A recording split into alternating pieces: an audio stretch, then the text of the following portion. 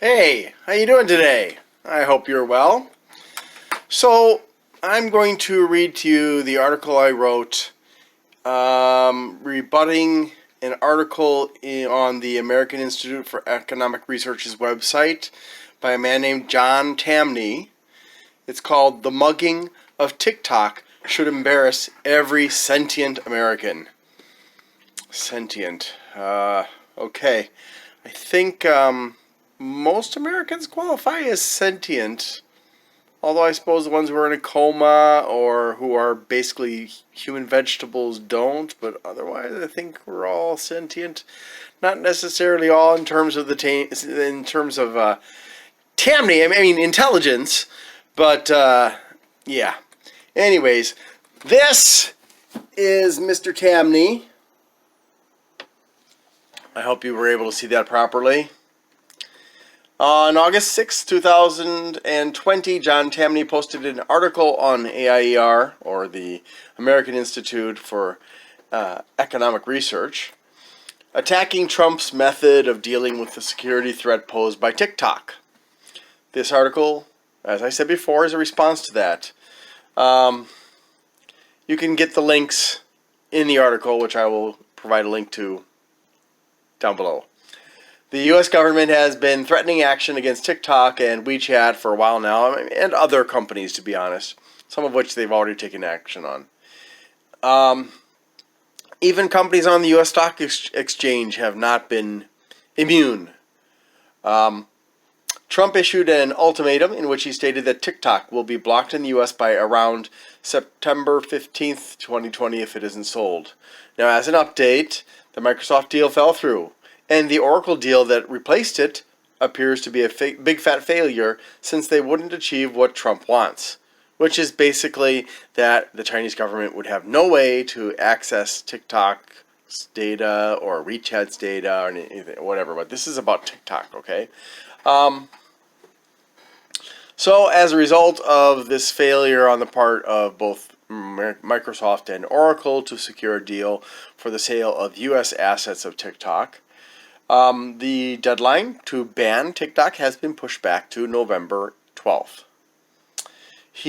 Trump is concerned about the potential of this company, ByteDance, based in Beijing, China, to harvest data and voluntarily or not give it to the Chinese government and or the Communist Party. Now, for more information, I did include a video which will give you some information about both TikTok and WeChat. Microsoft had asked Trump's administration via Trump for permission to buy the American assets of TikTok.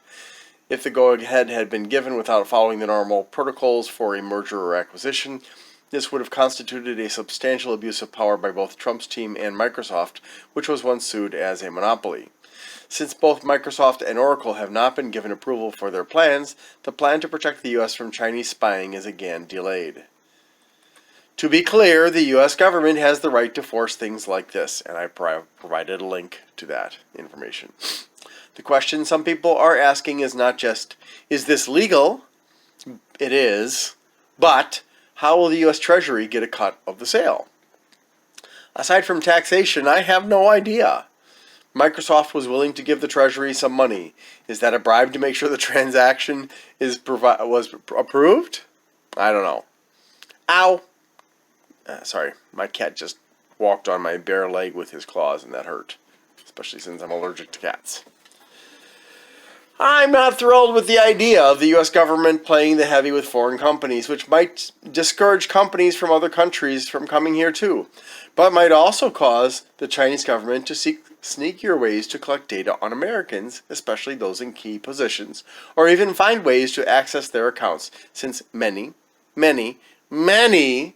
millions of users are naive, if not stupid, about passwords. Once upon a time, I was very stupid about that too.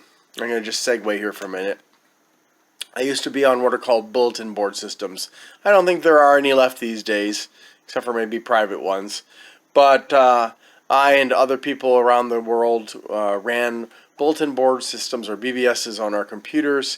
People would dial in one person at a time to take advantage of the facilities that were offered on my website. We had downloads and uploads. We had conversations. We had text files that you could read. There were games. There was even an amateur counseling service that some of my users helped to provide. So, anyways, when I first got into BBSs, I used the same password on every website. I didn't, I was nobody. I didn't think that there would be any reason why anybody would want to, get into my accounts. Well, I went on to this one website, BBS by a particular person, and he then found out which websites BBSs I frequented, and he used that password on those BBSs, and lo and behold, since I only used one password, he was able to get in. He posted nasty things in my name, and basically, I don't know what his deal was exactly. He eventually apologized to me, but it was not cool. I mean, I was able to save my reputation, as it were, as much of a reputation as I had at that point in time. But I was nobody. I didn't have a special position in society. I wasn't rich. Didn't have a job at a sensitive company or anything like that. But he wasn't like a professional hacker. He was just taking advantage of my naivety, and lots of you people are super naive about passwords. Okay, so getting back to the article, okay? One government employee using the same password on TikTok and other Chinese apps will signal that their work password might be the same or give clues to what it might be. The same can be said if you take photographs of your workspace. Some people use things around them that they can see to help remind them of what their password is. So pictures of your workspace, if you're using passwords based on your workspace, a big no-no. With modern password cracking software, most simple passwords are a snap to figure out. Until humans change politics, economics, culture, and our behavior in general, this is the sad reality of things. I'm just surprised that foreign nations haven't banned U.S. companies that are known to be in bed with the U.S. government for espionage and/or surveillance purposes. Should the president be able to do things like this? I have my doubts. It reeks of royal decree. I thought we got rid of kings a couple hundred or so years ago. Presidents have been slowly increasing the power of the executive branch bit by bit since before I arrived on this planet over 50 years ago. So maybe there are still kings of America. The U.S. isn't the only country to be concerned about TikTok. India has banned it due to its refusal to be held responsible for uploads of child pornography and illegal content, for example. India has, or at least at that time, had 39% of TikTok's users, and they have banned almost 60 other Chinese apps. The problem is they can't force all their citizens to remove TikTok, WeChat, Hello, Sharing IT, UC Browser, Club Factory, and everything else out of China. Personally, I would not knowingly use a program from China, Russia, and several other countries for fear of illegal data collection, hacking, social engineering, etc. And I would never use a Chinese anti-malware program. I'm also iffy about Chinese hardware. But that's harder to avoid in today's marketplace. The U.S. already banned hardware from Chinese Huawei and ZTE. India and the U.S., again, this is another link I put in there about this issue. India and the U.S. aren't the only countries worried about Chinese software and hardware. So, what's wrong with China? Well, there's criminal activity. What? Criminal activity in China? No way. It's a communist state. They can't have criminal activity. Everything's controlled by the government. They have Chinese triads. They have corruption in the government. They've got all kinds of criminal activity, legal and illegal. I mean, according to their laws, not ours. A common problem with Chinese companies is that they do not respect copyright and trademark rules of other countries. Counterfeiters have flooded many markets with clever forgeries, including the antiques market. My uncle, an antiques expert, told me about forged antique glassware so good it can even fool experts. Some of you may remember that in 2007, Chinese companies put melamine, a plastic compound, into the food of pets in order to trick the tests into showing a higher than actual protein amount. In 2008, it was discovered that they were putting melamine into Chinese baby formula, resulting in several babies dying of kidney failure there. Doctors at that time did not know that melamine can combine with uric or cyanuric acid to form crystals that block the ducts of the kidneys, leading to eventual failure. So imagine you're feeding your child formula, which, by the way, I don't recommend it. If you can do breastfeeding, your baby will be much better off and it'll have a much stronger immune system. Can you imagine how you feel? The problem with the use of melamine continues to this day in China, and Chinese manufacturers are also noted for adulterating other types of products with illegal, even dangerous substances, including human food, baby products, massage creams, lotions, salves, and balms, and more. Chinese companies are also involved in the adulteration of pure honey with corn syrup and other liquid sweeteners in order to increase volume and thus profits. They ship their adulterated honey through companies in countries that do not have an import restriction ban, in order to get the honey into the U.S., Europe, and elsewhere, as well as using shell companies and companies that are cooperating with them in the U.S. to knowingly distribute this adulterated honey. Now you say, well, what's the big deal? Well, there are some differences between honey and other types of sugar, so you should probably look that up. The U.S. is flooded with this honey, as told in Netflix Rotten Series Season 1 episode, Lawyers, Guns, and Honey. Sounds like a song. Oh wait, wasn't there a song called Lawyers, Guns, and Money? Maybe that was the Eagles. They also continually develop new techniques to trick tests that detect the adulteration problem. China has even made a huge dent in the garlic industry by using prisoners to peel garlic for overseas sales. But we can't exactly blame all of this on the Chinese government. Clearly, there are criminals that work here, flying below the radar, and probably bribing corrupt officials. Indonesia has also had terrible problems with adulterated, even rotten food, as well as other products, but since most of that never makes it beyond neighborhoods, we never hear about it overseas. I know about it because I lived there for 15 and a half years and regularly saw news stories about it. There was a guy who would take rotten milk, or spoiled milk, and he would add flavoring to it and sugar to it, and he would freeze it as popsicles to sell to children. There was a guy who was putting textile dyes into tempeh to make it look more appealing to people, because apparently people didn't like the natural color of tempeh enough. There was stories of people who were providing liquefied chili pepper sauce, and in order to increase the volume, they would put rotten vegetables and fruit in it, or even rotten tomatoes. So there'd be a variety of things in there that were bad, and a lot of other stories. Textile dyes was very common. Rotten food was very common. There was one restaurant. They would go to the local dump and search through the garbage for discarded food, which they would then take back to their restaurant, cook, and sell. And in a nod to the corruption of Indonesia, the officials found out about it, went to the restaurant, told them, "Naughty, stop doing this. We're giving you a warning."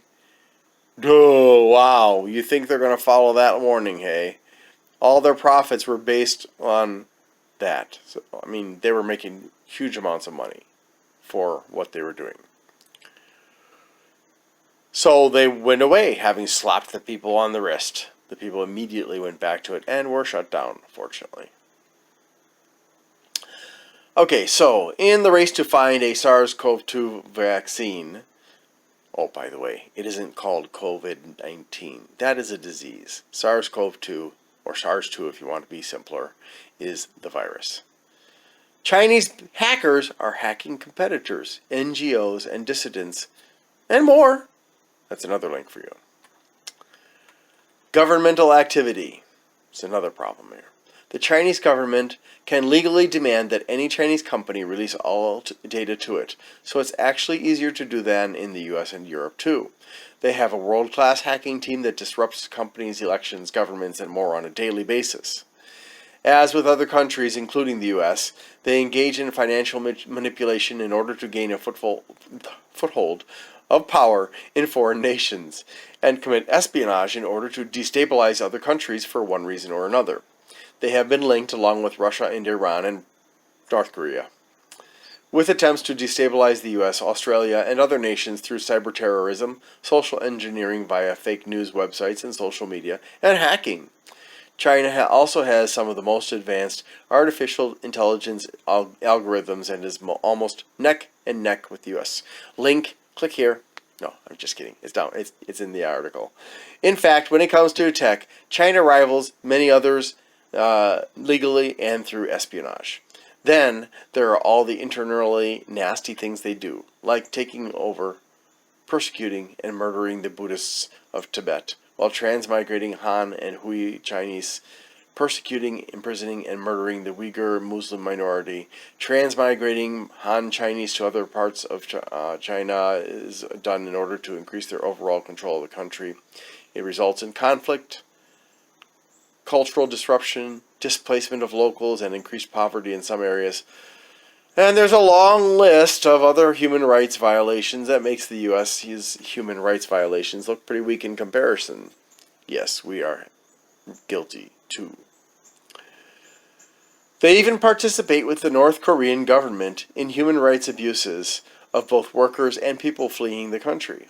The Chinese government also has border conflicts and disputes with several countries around it, including India, Taiwan, Kashmir, currently divvied up between it, India, and Pakistan, the Philippines, Japan, Bhutan, and around 12 other countries.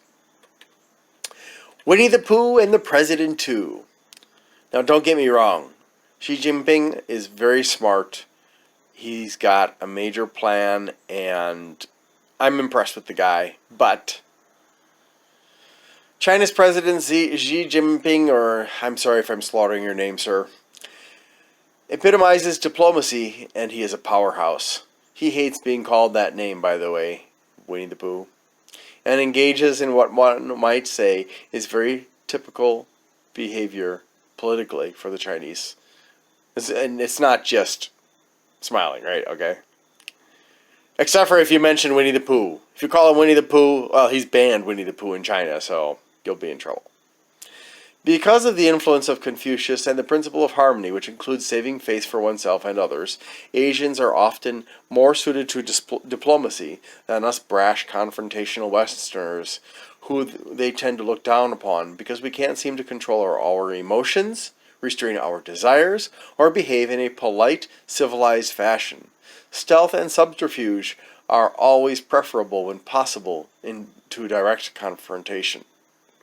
Behind this facade, though, he is an extremely intelligent, capable man, possibly a genius, and certainly ruthless in not only gaining the supremacy of China, but also securing his own power. He had Chinese law changed to make him the president for life, which reminds me of what Hitler did before he started attacking Europe and formed the Axis powers with Russia, Italy, and Japan in World War II. They give financial aid to countries, and then, when a country defaults, they get what they wanted in the first place via the defaulting clause, often a strategic port. They'll even buy them. In addition, countries that lack the ability to build their own infrastructure can have Chinese labor and machines build it. Well, if you have Chinese labor doing all your work for you, expect that they're going to build it in a way that's going to help them. In theory, if a country is doing well and China wants a place or resources stated in the default clause, they will destabilize that country enough to get it. I mean, heck, America's done it. Other countries have done it. Why not China? If China is digging its claws into many other countries in various ways, using the Machiavellian tricks of Western nations and probably Sun Tzu's The Art of War. Not that a lot of other countries aren't guilty of the same thing. This man, visionary and authoritarian leader, is at least the face of China until he dies, if not the driving force to make it the dominant world power. Will it be any better or worse than the U.S.? We shall see.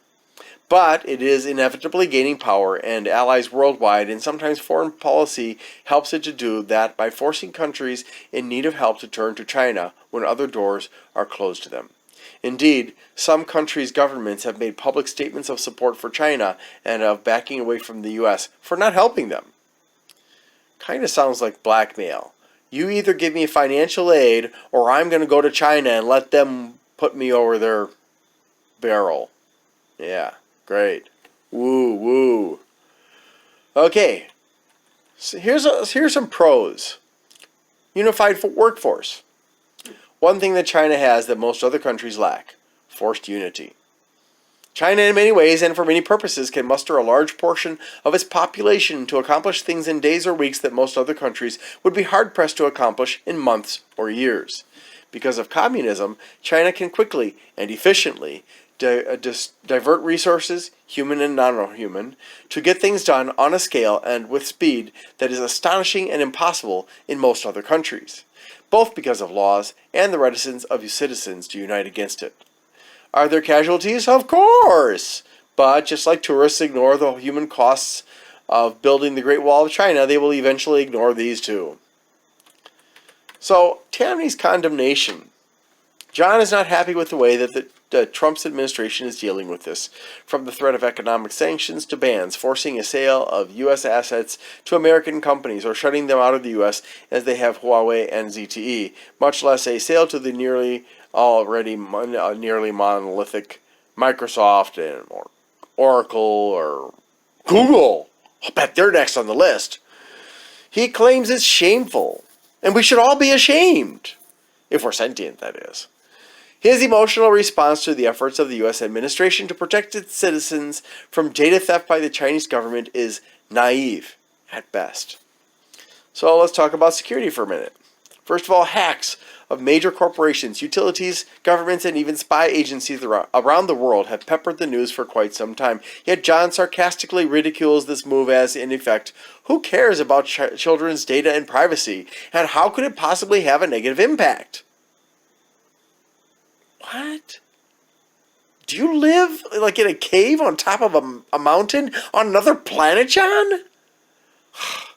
Well, first of all, let's keep in mind that children are highly vulnerable to pedophiles and their psychological grooming tactics to turn them into willing sex servants. And then there's the international abduction of children for sale as slaves and sex slaves, as well as torture, imprisonment, and murder. And let's not even talk about other ways that children can be indoctrinated on the web. Good Lord, man! Use your brains! Get your head into economics books for too long. Secondly, children are almost universally naive about their privacy and data, having become comfortable from a very young age with internet access, and many hope for fame as YouTubers, TikTokers, and more. They don't understand how to spot a scam, a website laden with Trojans, exploits, malware, and other bad things, when they're being taken advantage of, or even why they should keep some things about themselves a secret. This means that profiles can be built on billions of children over the years to the point that artificial intelligences will know these kids better than they know themselves, allowing them to be targeted by marketing, subversive forces, espionage, conversion, and more. You name it. They probably got a file like as thick, like a foot thick on me. Very recently, hackers managed to access high-profile Twitter accounts, and there's a link. Click here. No, I tricked you. It's in the article. And secure an unknown amount of bitcoins from followers of those accounts, committing identity fraud, wire fraud, and relieving those citizens of their cryptocurrency, which is, by its design, almost impossible to trace. Admittedly, the hacker used social engineering too by appealing to people's greed, with each hacked account saying, "I'm giving back to the community. All bitcoins sent to my or our account below will be doubled and returned to you, up to a maximum of $50,000. Holy Moses, what a deal! Sorry. I wonder how many Bitcoin rich people just lost $50,000 thinking naively that they'd end up with $100,000? I feel sorry for these people who lost all of their savings, because there were some. This is only the tip of the iceberg. Regular people often feel that there is no reason anyone would want to hack their accounts or computers, like I just talked about earlier. Yet the truth is that criminals, spies, and other bad actors, and even angry people will hack accounts and computers for reasons that regular people won't consider. They will use your account to post false reviews, likes and dislikes, attack people's reputation, commit fraud, theft, to steal your identity, collect your data, and sell it on the dark net, and many other things, and some of which can have severe repercussions for those regular people that range from being banned from websites, games, and services, to facing civil and criminal charges, to loss of employment, theft of data and wealth, and much more. These criminals use it as a mask to hide their activities behind. That's all there is to it. Doesn't matter if you're rich and famous or poor and unknown. Your account is valuable to these people. The fact that John brushes all these reasons aside and more shows that he does not at all understand the nature of computer and internet security and what criminals do, and is not qualified to comment on this aspect of the Trump administration's reasons for banning Chinese software because, yes, if a company is Chinese, the government will be able to get access to all of their data, even if ByteDance doesn't want to cooperate. We're not talking about a democracy, we're talking about an authoritarian government that plays by a different rule book than we, at least publicly, have in democratic nations. But secretly, the U.S., Germany, and several other countries have engaged in illegal data collection both domestically and internationally.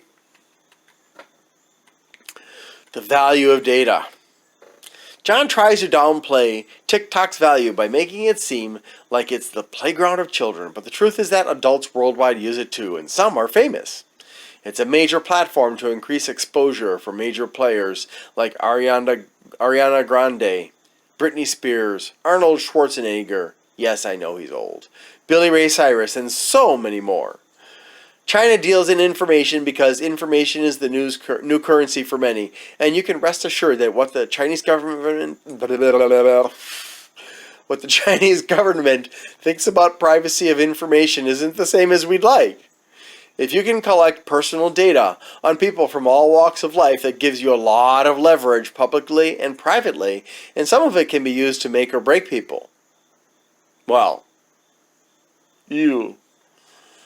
I suppose you don't remember how Vanessa Williams lost her Miss America crown. Well, she kind of had to, was forced to give it up, but, she lost it. Because she had posed nude for a photographer who promised the photos would never leave the studio and wouldn't reveal who she was.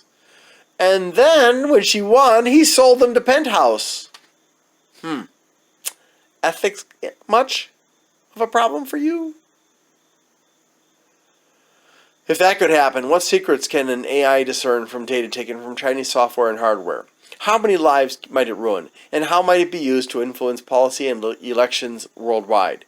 If you can amass huge amounts of data on each citizen online, and even those who aren't online but are being tracked by systems like traffic cameras, postal service sorting machines, license plate cameras, smartphones and tablets, computers, webcams, surveillance cams, and more, you can also amass a lot of money and power. John doesn't seem to understand this either, which is a bit odd for an economist not to recognize how information can earn money and power. Perhaps he's just ignorant of it? Okay, so from a New York Times email I received today, well, at the time of the writing of this article anyways, Chinese security forces have used WeChat to spy on and intimidate members of the Chinese diaspora. Chinese-backed hackers regularly try to steal sensitive digital information about Americans and secret business information of American companies. Take it a step further. Access to the right data gives hackers not just access to personal data, but access to smart devices, cars, computers, mobile phones, coffee makers, refrigerators, homes, industrial robots, door locks, and more. Oh my!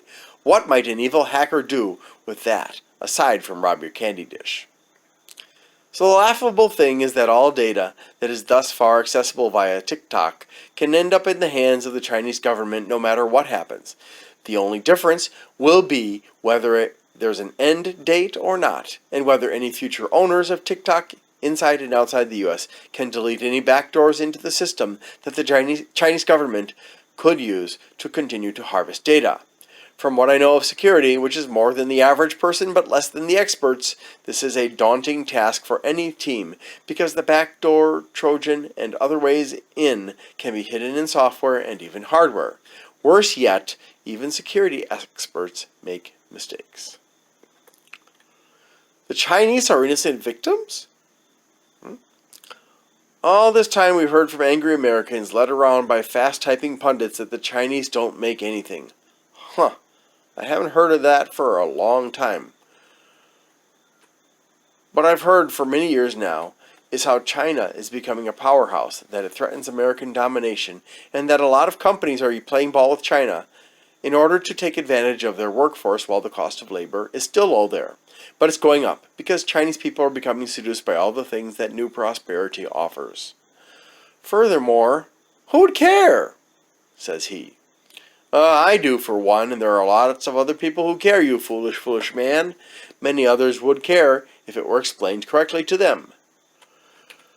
There is the theft of ideas and products. He does make a valid point about how many famous people, and he names a few, have innovated on existing products that they sometimes stole the ideas of, Edison, anybody? In order to produce new technology. And TikTok seems to have been a new product, not a stolen one. The real threat, okay?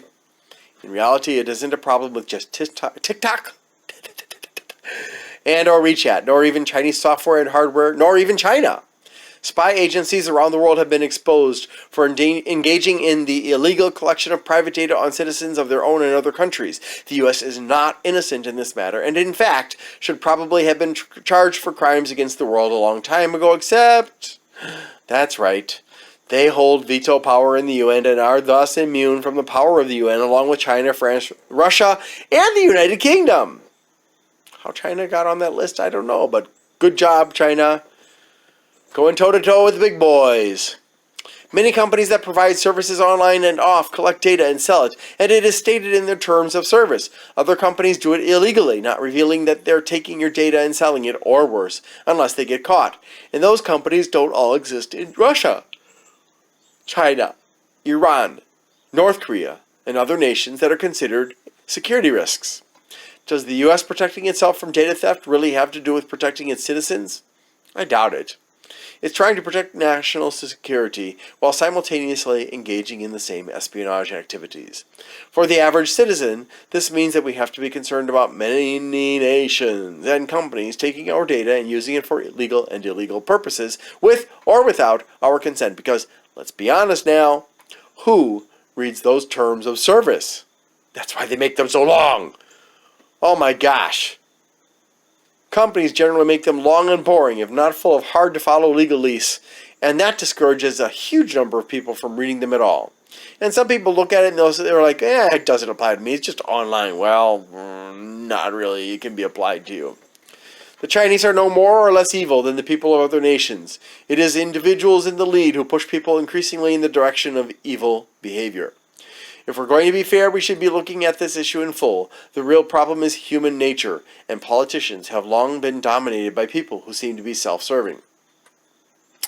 In conclusion, John ends his article by dismissing, again, any possibility of the validity of the concerns of the U.S. government and various experts. He points to Adam Smith's free market principles as if it's even possible to have a free market with humans in control, not to mention all the shady humans who would abuse the free market in order to get rich quick at the expense of the consumers. He says we should all feel shame. But should we? If national protectionism in regards to espionage is wrong, then all national borders should be eliminated, and we should all live in as one great nation of earthlings. It's not shameful or silly of the Trump administration to clamp down on Chinese-based companies, including those which own property in the U.S. It's just hypocritical. It is probably not dissimilar from what the Chinese government does to foreign entities on their shores either. I'm sorry, Mr. Tamny, but your lack of understanding of what you've written about is glaringly obvious. Perhaps you're excellent at economics, but you clearly shouldn't have weighed in on this one. Why don't you write an article explaining how economics must take into account the physical and mental health of employees, the welfare of the surrounding community, culture, and society, the preservation of the environment, and other factors instead of pure economics, which cannot work in the real world because of human nature?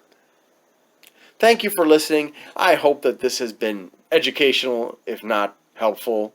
And do take care to protect your privacy online and off. Bye.